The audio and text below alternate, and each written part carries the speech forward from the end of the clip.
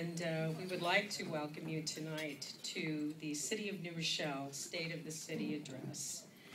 It is not mandatory, as far as I know, that a representative of this wonderful city make a statement to her people about the state of our beloved city. And consequently, nor is there a requirement that whoever does undertake this responsibility be eloquent. However, fortunately for all of us, our mayor has come before us now for the last 7 years in a row to make such a statement. And as an added bonus, he is quite eloquent. Ladies and gentlemen, without further ado, the mayor of the great city, the queen of the sound, the city of New Rochelle, the Honorable Noam Branson.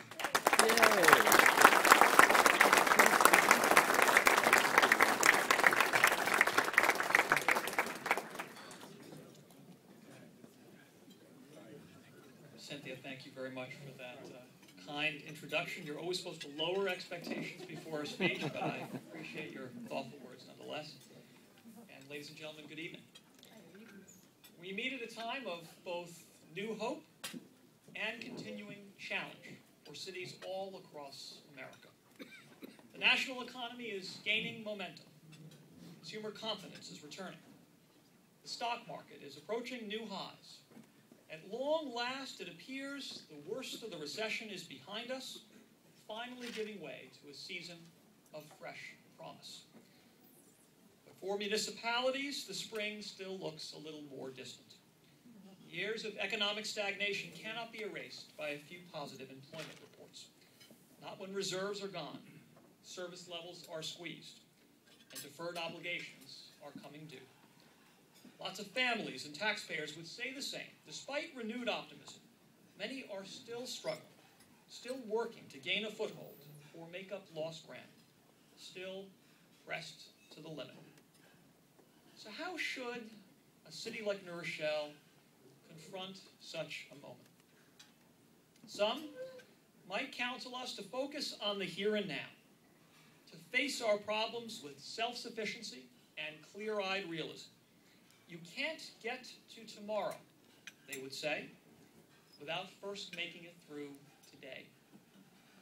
Others might advise us to set our eyes forward and seize the opportunities that are uniquely and fleetingly present at the turn of an economic cycle to lay a stronger local foundation for prosperity.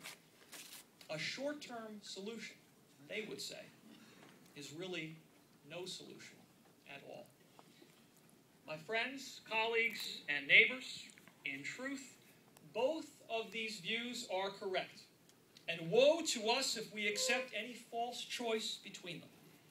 Our actions must encompass the present and the future, practical need and creative vision, acknowledgement of our local responsibilities, and understanding of our link to the larger world. It may be a hard thing to blend these divergent impulses into a single, coherent strategy. But I believe with all my heart that here in New Rochelle, we have resources ready for and equal to the test. The resource of experience that teaches us what does and does not work. The resource of a new council, unbound by tradition and open to fresh ideas. The resource of an administration that believes deeply in its mission. And one other resource that today joins the others as never before. The resource of our residents, whose talent and wisdom are being enlisted on issue after issue in the vital work that will decide New Rochelle's fate. These citizens and volunteers know that the state of our city is not defined by forces beyond our control. It rises and falls on the choices we ourselves make. It will be my duty tonight to describe these choices in candid terms, without concealing the hard fact of obstacles and disagreements when they exist. But when I think of the dedicated partners enlisted in our common cause, I can only begin with a statement of unreserved confidence. The state of our city is strong. because the people of our city make it so.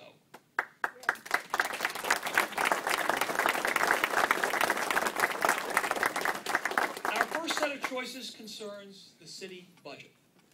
And don't make the mistake of thinking this is an accounting exercise. It is much more, because each number in a budget says something fundamental about our values, our benefits and burdens distributed fairly and equitably, what is expendable and what is essential. In an era of limits, how can government respect taxpayers while still upholding the common good? Every single line item is an implicit answer to these questions, and taken as a whole, they define a compact that links our lives together. So when budgets are strained or unsustainable, there is a lot on the line. Now, I happen to believe that New Rochelle has managed this recession's impacts as well as or better than any comparable community. And I'm proud of all that our public workforce, from our managers to our employees in the field, have done to squeeze savings out of every department and accomplish more with less. But despite all our belt-tightening, heading into 2012, the council still had to close a $7 million budget shortfall. You might ask, with all the austerity measures already adopted, why was there still a gap? Well, three factors can tell the whole tale. First, mandated pension contributions to the New York State retirement system, up about $5 million. Second, health insurance payments, also mandated by the state, up about $3 million. And third, mortgage tax revenue, tied to the housing market, down about $3 million. Add them up, and that's a negative variance of $11 million.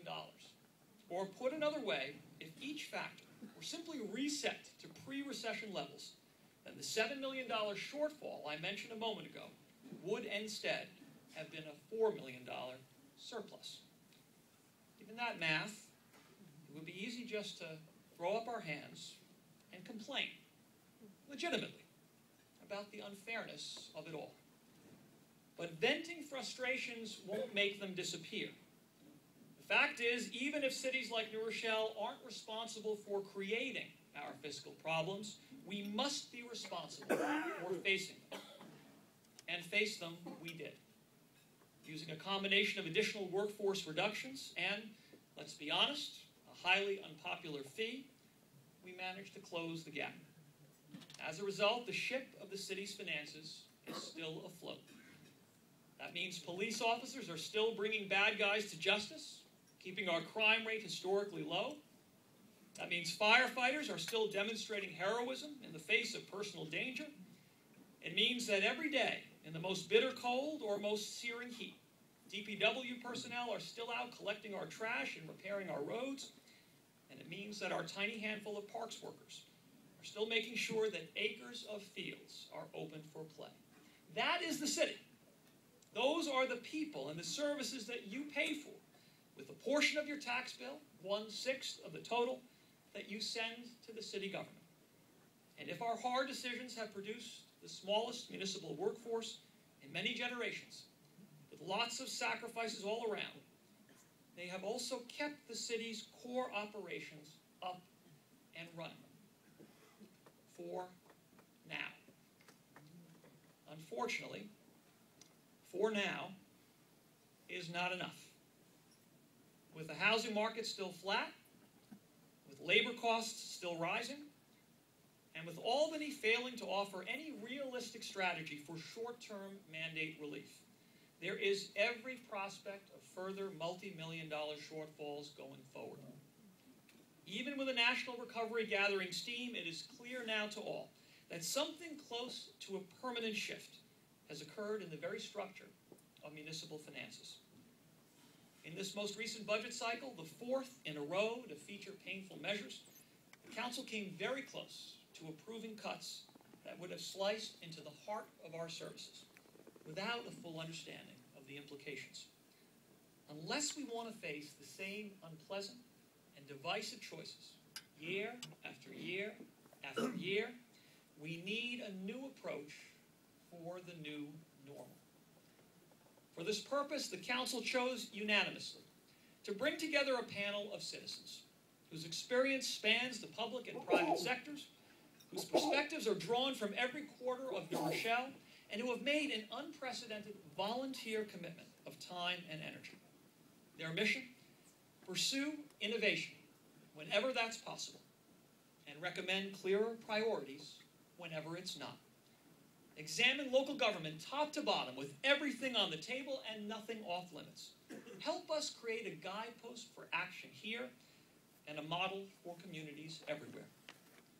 Panel's only just getting to work. Still ahead, 6 months of intensive effort, followed by robust public debate. So although it is far too soon to talk about specifics, I can say with certainty that this will be an exercise aimed at results. With the panel's help, we are determined to shape a government that is ready for the 21st century and that honors the values of the people of New Rochelle. The same citizen participation that is helping to guide sustainable fiscal choices is also helping us make sustainable choices about development. And just as budgets define our civic priorities, the built environment often defines our civic character. Next year, New Rochelle will celebrate its 325th birthday. She doesn't look a day over 300 to me. Since 1688, when a small band of French Huguenots landed upon the Sound shore, physical development has been an evolving expression of who we are and who we want to be. Farmland, homesteads, shops, the arrival of the train and the highway, the planned neighborhoods with their gracious curves and man-made lakes, the immigrant settlements with their striving energy, the post-war suburbia made famous by Dick Van Dyke, and most recently, the rising towers of a resurgent downtown. In every era, New Rochelle has been the kind of community that reflects the conditions and the aspirations of America itself. So we are again today. Maybe even more so today.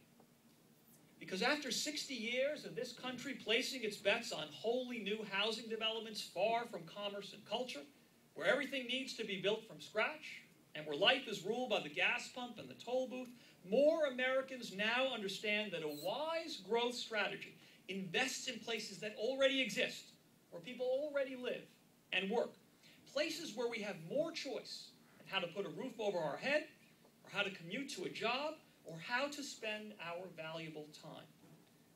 There is a bureaucratic sounding and often misunderstood term for all of this. That term is transit-oriented development. But whether you call it TOD, or smart growth, or the new urbanism, or just building near the train station, it all comes down to common sense. New Rochelle has been pursuing this course now for 20 years. We've had significant success, with new development generating millions in annual revenue for the city and school district. And perhaps more importantly, changing the life of our community for the better. Anyone who has enjoyed a jazz concert on Library Green, or eaten dinner at a top-notch hometown restaurant, or taken the trolley for Arts Fest, can attest to the positive changes. So can any parent who's taken their kids out to bowl for an afternoon, or to see the latest 3D movie, or to paint store windows on Halloween, all right in our downtown. And so can those empty nesters. My own mother. Hi, Mom. Who, after selling her house of 39 years, was able to stay in the city she adores, near the friends and family she loves, because there was a choice to rent a downtown apartment that fit her needs.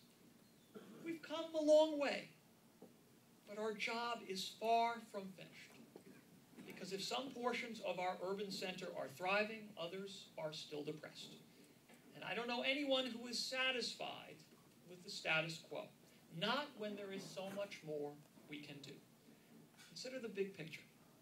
We are minutes from Grand Central, minutes from LaGuardia, minutes from Stanford and Westchester Airport and the Shore. We offer nearly unlimited choice in housing style and workplace location, plus lower commuting costs that can help compensate for the regional high cost of living. These are our assets. They are enormous. But let's understand positive potential of these assets.